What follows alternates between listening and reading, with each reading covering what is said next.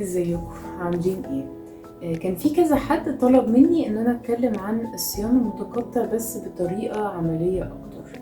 طيب هو ايه الصيام المتقطع؟ الصيام المتقطع ان انا بصوم عدد ساعات معينة في اليوم وباكل في عدد ساعات تاني. طيب ايا كان بقى، يعني في من 12 و12، يعني اكل في 12 ساعة خلال 12 ساعة وصوم 12 ساعة داخل فيهم طبعا ساعات النوم.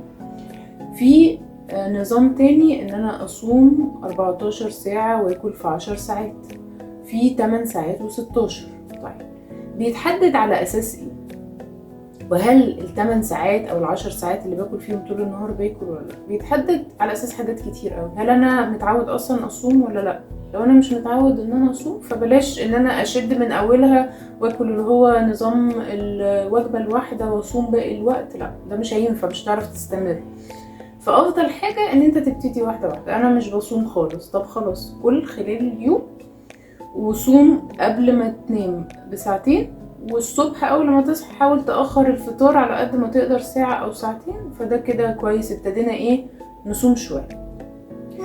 وبعد شوية ممكن نبتدي نزود عدد الساعات بعد كده. طيب هو هدفه ايه اصلا الصيام؟ اولا بيحرق من دهون الجسم، فانا لو دهوني عالية قوي انا محتاجة اصوم وقت طويل لانه الجسم هيستخدم من الدهون اللي موجودة في الجسم. طيب لو انا دهوني اقل شوية، يعني انا مثلا زيادة 5 كيلو او 10 كيلو، 10 كيلو ده برضو مش كتير قوي على فكرة. فدهون الجسم مش كتيرة قوي، هي بس توزيعتها هي اللي غلط. فبعمل ايه؟ بحاول اصوم بطريقة برضو معقولة. طيب الوزن اللي عنده دهون كتير اللي هو الاوفر ويت والاوبيز والحاجات دي، ممكن لو زود عدد الصيام الجسم هياخد من الدهون المتخزنة في الجسم بطريقة مريحة قوي. لكن اللي دهونه قليلة يحاول ما يعندش مع جسمه. ليه؟ لانه جسمه في الاواخر بيحاول يمسك في الدهون على قد ما يقدر. ليه؟ هو مش مطمن، هو خايف انه الدهون اللي موجودة دي تروح وانت ما تدخلوش احتياج. يعني احنا بيبقى هدفنا ان انا اخس واشيل الدهون. الجسم ليه هدف تاني خالص، ان هو يحافظ على الدهون عشان وقت المجاعة او وقت انت ما دخلتلوش اكل في الميعاد بتاعه او كده، فبيبقى محافظ على الدهون. عشان كده بيبقى عندنا مشكلة في اخر كيلوات اللي هم 2 كيلو 5 كيلو 10 كيلو، دول عندنا فيهم بناخد فيهم وقت طويل جدا اكتر من اللي عندي مثلا زيادة عالية. دول بينزلوا بسرعة جدا، بنيجي بس في الاواخر هو ده اللي بيقعد وقت شوية. فحاول تشوف كده انت في انهي حته، انت في الاوفر ويت او الاوبيز، صوم خد وقتك. ابتدي ب 12 وزود 14 16. اعمل فكره الاوماد مثلا مرتين في الاسبوع. في مدرسه بتعمل كده انه تصوم مثلا اثنين وخميس او اي يومين في الاسبوع، كل وجبه واحده، وحاول تصوم بمشروبات على قد ما تقدر. طيب انا وزني خلاص قربت للوزن اللي هو القريب، يعني خلاص نزلت كويس وناقص لي 10 كيلو 7 كيلو 5 كيلو 2 كيلو، دي بقى حاول تسيس جسمك، اديله كده على قد احتياجاته. حاول ما تجوعوش قوي. ليه؟ لان هو خايف ان انت تدخله في حالة مجاعة، فاحنا بنحاول ناخده على قد عقله كده، فبنحاول نسيسه. طيب احنا قلنا ميزته ايه؟ ان هو ميزة الصيام المتقطع ان هو بيحرق من دهون الجسم اللي موجودة. تاني حاجة من الدراسات اللي لقيناها ان هو بيقلل من التهابات الجسم. فلو عندي اي التهابات بيساعد ان هي الالتهابات دي تهدى. ليه؟ لان انا مش طول النهار بدخل لجسمي اكل، مش طول النهار بستخدم اجهزة جسمي، لا انا مريحة شوية، فدي ميزة من ضمن المزايا. تاني حاجة بيعالج مقاومة الانسولين. انا عندي مقاومة انسولين او الانسولين عالي او عندي البطن بتاعت مقاومة الانسولين دي، فكرة الصيام المتقطع هتساعد جدا ان هي تقلل لي مقاومة الانسولين. فبعد شوية هتلاقي انه الحرق بتاعك ابتدى يبقى احسن شوية. طبعا هتساعد في علاج اي امراض بقى، امراض القلب الضغط، كل الحاجات دي هتلاقيها مع الوقت لما انت ظبطت الاكل بتاعك او قللت معدل دخول الاكل خلال اليوم، انه الحاجات دي كلها ابتدت تتظبط. ده بالنسبة للصيام. هل ادخله مع النوم؟ ايوه طبعا، يعني مع ال6 ساعات او ال8 ساعات دخل الصيام المتقطع فيهم. الصوم، فترة الصوم حاول قبلها ساعتين وبعدها ساعتين، وبعدين ابتدي زود 3 و3، يعني على قد ما تقدر ابتدي مانج الموضوع كده زي ما انت شايف على حسب رؤيتك. هل افضل ثابت على حاجه معينه؟ لا، الثبات في اي حاجه هتلاقي ثبات، لكن التغيير المستمر في الحاجه هتلاقي انه جسمك ايه كل شويه الخضه بتاعت الحركه دي بتغير او بتخلي الجسم يفقد دهون. طبعا بتعتمد على حاجات كتير، بتعتمد على انت في انهي حته، وزنك عالي قوي ولا وزنك واطي، ولا وزنك خايف ان هو يفقد دهون زي ما كنت بقول في الاول.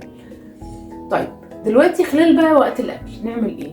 انا دلوقتي خلاص صمت وقعدت ساعتين او 3 وبعدين هفطر.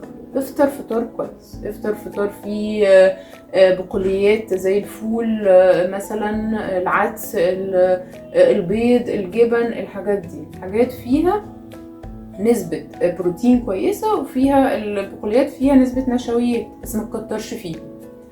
كل طبق سلطة كويس، حط عليهم رشة زيت زيتون وتبلها حلو، وحط مثلا من ضمن الحاجات اللي بتساعد على الحرق الخل التفاح العضوي، هاته فيه، وفي حاجات اسعارها كويسة جدا، حط عليه هيفرق معاك جدا. خلاص حاول بس لما تاكل بقوليات خلي بالك، لانه اكتشفت ان في ناس مش عارفه ان البقوليات فيها نسبه نشويات عاليه. لا، فيها نسبه نشويات عاليه، هي اعلى كمان من البروتين اللي فيها. طيب وبعدين خلاص انا فطرت، خدت نسبتي، المفروض تكون حاسبها كويس، بتاخد كام في الفطار، احسبها حلو عشان تبقى عارف انت هتصوم قد ايه فتبقى شبعان. طيب انا فطرت، اقعد ساعتين مثلا وخد سناك، خد مثلا فاكهة ومعاها مثلا لبن او معاها زبادي، او حسب برضو الجدول بتاعك اللي انت حاطه، وبعدين صوم ساعتين تاني. كل ما فكرة الصيام دي هتبقى موجودة، كل ما هتلاقي انه جسمك ابتدى يتحسن في حاجات كتير قوي، في الوظائف بتاعته وفي حرق الدهون وفي الحاجات دي. طب اجوع جسمي قوي؟ لا، لازم نمانج الدنيا، لازم زي ما قلنا نسايسه. في الاوفر ويت وفي الاوبيز ممكن نشتغل براحتنا، ان انا اكون بفطر تقيل وبعدين اصوم 4 5 6 ساعات وبعدين اكل تاني، اوكي. طيب في الجسم اللي هو خلاص قربنا ننزل، يعني ناقص لنا حاجات بسيطة كدهون، كنسبة دهون، حاول تسايس جسمك، اعمل له مرة انه يبقى فطار غدا عشاء. طيب بجوع، خلاص قسم الفطار، خلي الفطار حاجة بسيطة وبعدين دخل سناك بسيط، وبعدين حاول تسايس جسمك. بس في الاخر حاول يكون في صيام متقطع. يعني متقطع يعني في ساعتين بين الوجبات، مثلا 4 ساعات 6 ساعات، وفي صيام اللي هو بتاع بالليل. حاول لما تيجي تاكل في وقت الاكل تدخل اكل كويس. احنا قلنا الفطور، الغدا، كل الاكل العادي الطبيعي. احنا مشكلتنا يا جماعه ان احنا بقينا متخيلين ان الاكل الطبيعي هو الاكل الدايت. لا، الاكل الطبيعي ده بتاعنا اللي احنا بناكله العادي بتاع زمان، خضار ورز وسلطه، ده الاكل بتاعنا. الجانك فود والحاجات دي دخيله علينا، فاحنا عايزين نشيلها لان هي ضرتنا اكتر ما فادتنا. طب انا هموت وهتجنن على حاجه مره كل شهرين، مرة كل شهرين، ليه؟ عشان احنا بنقعد وقت نظبط هرمونات الجسم ونرجعها تاني للحالة الطبيعية بتاعتها بالاكل الطبيعي، الاكل الطبيعي بتاعنا. طيب لما اجي اكل مثلا في الغدا ما تاكلش رز كتير قوي، خد رز، خد مكرونة، خد اللي انت عايزه بس بنسب معقولة حسب برضو جسمك وحسب احتياجاتك اليومية من الكربوهيدرات. هي كلها بتبقى حسابات كده بنعملها. العشاء برضو مثلا لو هتتعشى 6 أو 7 تعشى عشاء كويس، ممكن يبقى زي الفطار برضو، لو هي محسوبة يبقى كويس زي الفطار. طيب جوعت على الساعة 8 9 وهنام 12 واحدة، كل فاكهة مثلا وزبادي، أو كل فاكهة وخلاص تقفل معاك كده سنة. أبقى مليان على الآخر؟ لا، فكرة إن أنا أبقى مليان قوي دي بالليل دي مش صح. فحاول تاكل حاجة بسيطة وتنام. حاول تظبط اكلك كده بطريقه صح. ارجوك ابعدوا عن الجانك فود والحلويات اللي فيها مليانه دقيق وسكر ابيض. دقيق ابيض وسكر ابيض دول هم شالوا منها كل الدقيق الابيض، شالوا منه كل الفايده بتاعته وسابوا لنا حاجه نعرف نعجن بيها. فابعدوا عنه خالص، يعني حطوه على جنب من فضلكم. العيش الفينو، الحاجات اللي مليانه سكريات، الصوصات اللي مليانه سكر ونشا ودهون مهدرجه، كل ده صدقوني بيعمل التهابات في اجسامنا، وبنلاقي مشاكل كتيره قوي ادت ان احنا نبقى تعبانين. فحاول ابعد عنها واحدة واحدة، كل شوية تدرج ان انت تشيل عادات سيئة داخلة في النظام بتاعك. طبعا خلال الدايت فيه بقى مشاكل كتير بنقابلها، ثبات وزن، مش عارف انزل بصورة كويسة، ده ممكن نتكلم عنه في فيديوهات تانية. في كمان احنا داخلين على اعياد، فاللي هو ايه، طب معلش يا ليديا بعد العيد بقى هنكمل او بعد العيد، لا يعني ممكن برضو اعمل فيديو عليه احنا ممكن نعمل ايه في الاعياد وفي المناسبات، ممكن ازاي اتأقلم ان انا داخل على العيد بس انا محافظ على نفسي عشان مرجعش اللي انا زدته. حاولوا تبقى ده اللايف ستايل بتاعنا، لانه حتى لو وصلت للهدف بتاعي ورجعت اكل تاني انا هرجع ازيد. نحاول في فترة الدايت، يعني انا شايفة كده انه ده اللي حصل مع الناس اللي انا بتابعهم، انه هي الناس اتعودت تاكل كويس، خلاص احنا اتعودنا انه ده الاكل الصحي بتاعنا، ممكن نزوده شوية، نزود كميات عشان اشبع اكتر، ممكن ازود فاكهة شوية، ممكن، لكن خلاص انا اتعودت اكل صحي، اتعودت ابعد عن الحاجات اللي بتخزن لي دهون واللي بتتعبني اللي ادت ان انا يحصل لي الاوفر ويت او معلش حاولوا ارجعوا تاني للانظمه او للاكل الطبيعي بتاعنا. دي لوحدها رجوعنا تاني بس ان انا اكل طبيعي، ده لوحده هتلاقي فيه نزول في الوزن مع شويه تظبيطات في السعرات وفي احتياج الجسم، دي بتبقى محتاجه لها شويه حساب.